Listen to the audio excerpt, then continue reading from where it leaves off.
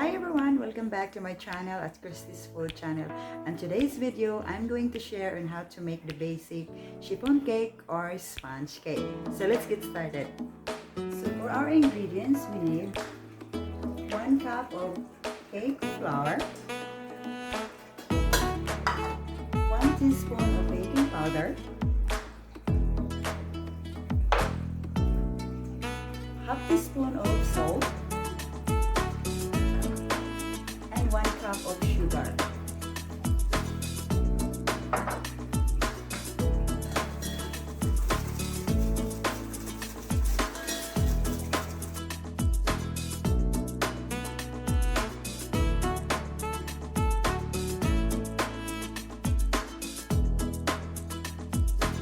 And mix well all the dry ingredients.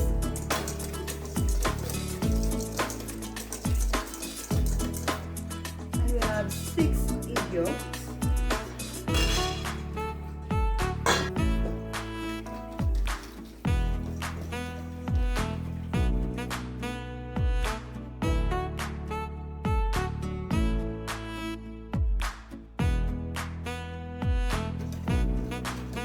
and we will set aside and we will make our meringue.